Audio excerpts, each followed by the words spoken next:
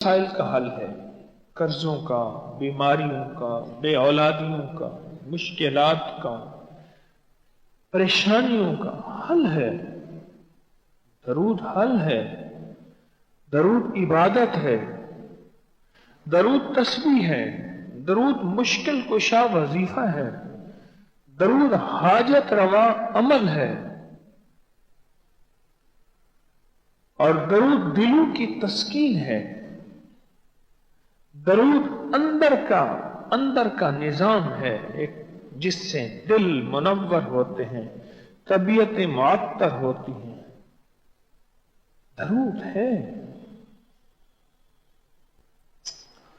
ہمارے ایک استاد تھے، ان کا نام تھا عزیز الرحمان صاحب۔ وہ جز وقتی کچھ عرصہ ہم نے ان سے فارسی عربی پڑھی۔ ہماری چونکہ طب کی کتابیں فارسی عربی میں ہیں، پڑھ تو نہ سکے پر تھوڑا سا پڑھا۔ وہ پرانے ریڈر تھے اصل میں جج کے، اور اس دور میں فارسی کے اسٹامپ تانبے کی پلیٹوں پہ لکھے ہوئے بھی وہ بتاتے تھے، دکھائے فارسی کے اسٹامپ ہوتے تھے۔ بہت ماہر تھے، علم کی دنیا کے۔ ان کے بیٹے سیشن جج ابھی فوت ہوئے ہیں۔ اپنے بیٹے کے بارے میں ایک دفعہ دوران تعلیم بتایا، یعنی ہمیں وہ پڑھا رہے تھے ہم دونوں بھائیوں کو، تو ایک بات سنائی۔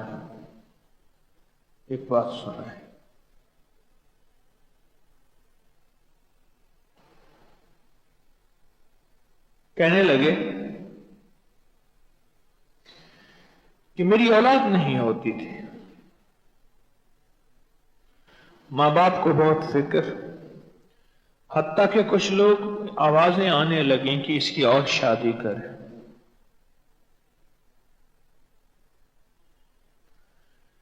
تو میں گیا شیخ الجامعہ حضرت مولانا غلام محمد کھوٹوی رحمت اللہ علیہ، بہت بڑی ہستی تھے، جامعہ عباسیہ جو موجودہ اسلامیہ یونیورسٹی بہاولپور ہے، میلوں میں ہے۔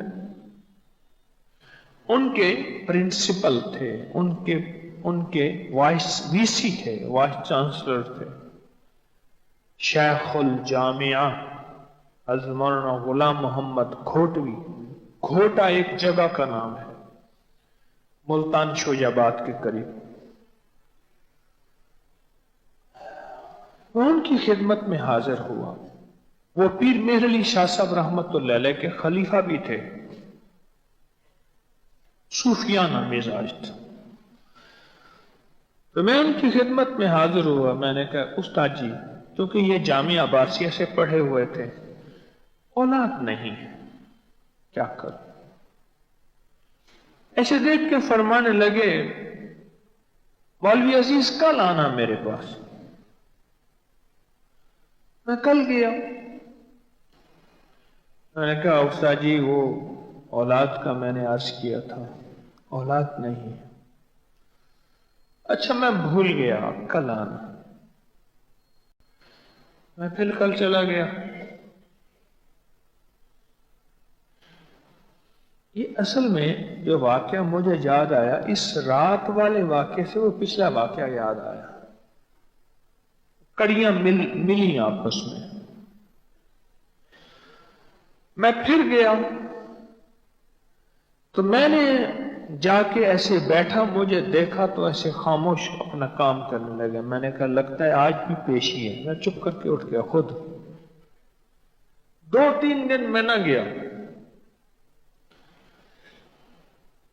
مجھے ایک بندے کے ذریعے اطلاع ملی، استاد محترم نے بلوایا، وی سی وائس چانسلر نے، کہ اسے کہو میرے ملے۔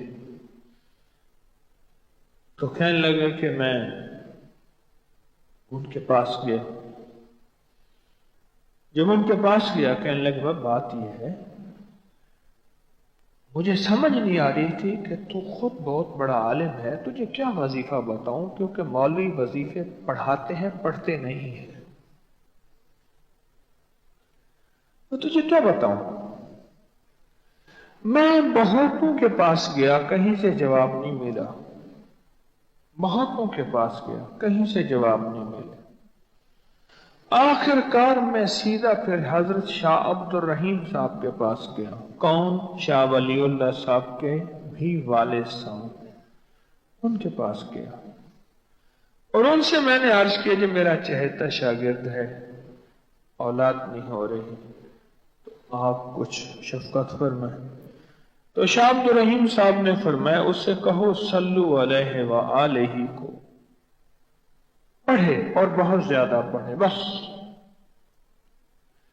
تو بھائی مجھے آج جواب ملا ہے، حضرت شاہ عبد الرحیم صاحب روحانی دنیا میں گئے تھے نا، شاہ عبد الرحیم صاحب کو تو فوت ہوئے 150 سے زیادہ عرصہ ہو گیا، روحانی دنیا میں گئے تھے اور وہاں سے اجازت ملی اور کہا کہ پھر اللہ پاک نے بیٹا دیا اور پھر اس کا میں نے نام ضیاء الرحمن رکھا، پھر اولاد ہوئی، پھر ہوئی۔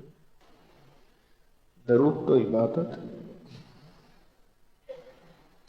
درود تو نشانیاں دیتی ہے، درود نسلیں دیتی ہے، درود صالحیت اور صلاحیت کا ذریعہ ہے، درود راحتوں اور برکتوں کا ذریعہ ہے۔ اپنی زندگی میں درود کو شامل کریں۔ رات کی بات ہے، میں بیٹھا ہوا تھا تو ہمارے ایک دوست ہیں، تو وہ عبقری رسالہ ان کا ذوق ہے، وہ لے کے تقسیم کرتے ہیں۔ پہلے یہاں مچل میں تھے، اب گورمے میں، فوڈ کے بہت بڑے انجینئر ہیں، مخلص ہیں۔ تو میں نے رات کی بات ہے ان سے ایسے بات ہوئی تو مجھ سے کہا، میں نے کہا آپ کرسچن کو، عیسائیوں کو بھی رسالہ دیتے ہیں؟ ارے ہاں، میں فیصلہ آباد میں میری جاب تھی تو وہاں 50 رسالے مستقل میں نے لگائے ہوئے ہیں، ابھی بھی لگائے ہوئے ہیں، دیتا ہوں۔ تو کہنے لگے کہ میں ایک میرے پاس عیسائی آیا اور وہ عبقری رسالہ لے کے آیا، اس نے لے کے آیا تو اس میں لکھا ہوا تھا کہ جو بندہ صلو علیہ وآلہ پڑھے گا تو اس کی اولاد ہو جائے گی۔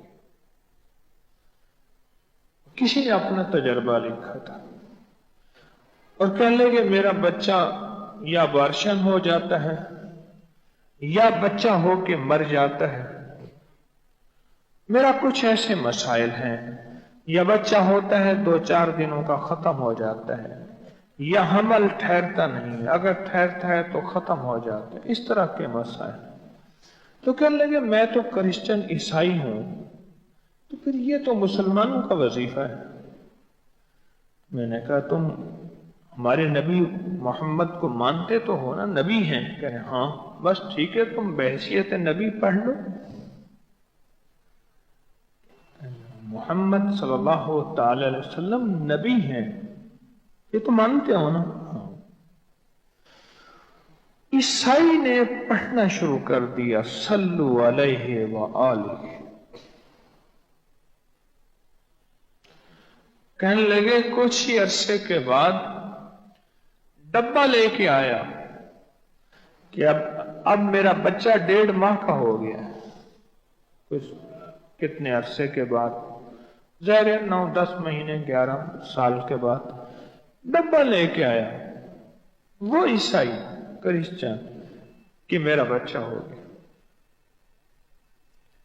شیخ رحمت اللہ علیہ کو عشق مصطفیٰ اور محبت حب آل رسول اور حب رسول بہت زیادہ غالب تھا، تو ایک دفعہ بیٹھے بیٹھے دل ہی دل میں آیا اور بے ساختہ منہ سے نکلا بلغ العلا بے کمالی کشفت دجا بے جمالی حسنت جمیع خصالہ۔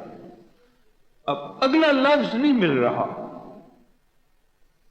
جو شاعرانہ ذوق ہوتا ہے، جو شاعرانہ مزاج ہوتا ہے، اس میں وزن کا بہت خیال ہوتا ہے. وزن کا. اللہ کے حبیب نے زندگی میں ایک شعر کہا ہے. صدیق اکبر فرمانے لگے یا رسول اللہ وزن کے اعتبار سے شعر ٹھیک نہیں. اور اللہ نے اپنے نبی کا معجزہ دکھانا تھا. اگر وہ شعر ٹھیک ہوتا تو پھر دشمنوں کی یہ بات ٹھیک ہوتی کہ یہ اپنی طرف سے قرآن گھڑ کے لاتے ہیں. بات نہیں سمجھ. یا رسول اللہ ادب سے عرض کیا، کیونکہ عرب کا ہر شخص فصاحت و بلاغت و شاعری میں آگے تھا. یہ شعر وزن کے اعتبار سے کمزور ہے، ٹھیک نہیں. آپ نے فرما دیا پر وزن کے اعتبار سے کمزور ہے. میرے رب نے اپنے حبیب کا یہ معجزہ ہے. یہ میرے حبیب کی سچائی اور صداقت ہے کہ یہ قرآن غاروں سے بنا کے نہیں لائے، یہ قرآن وحی ہے. وما ينطق عن الهوى ان هو الا وحی یوحی، کہ میرے حبیب اپنے طور پہ نہ کچھ بولتے ہیں، نہ کچھ سوچتے ہیں، نہ کچھ کرتے ہیں، کچھ بھی نہیں جو وہ کہ وحی نہ ہو جائے. یہ میرے حبیب کی صداقت اور سچائی کی عرشی تصدیق ہے کہ ایک شعر بھی نہیں کہہ سکے. اگر وہ شعر لاجواب ہوتا تو پھر دشمنوں کے الزامات کو تقویت ملتی. اب سوچ رہی ہیں کہ اگلا اس ربائی کو، اس شعر کو پورا کرنا ہے، کیسے ہو. میرے حضور خواب میں تشریف لائے اور فرمان لے کہ کہے صلو علیہ وآلہ.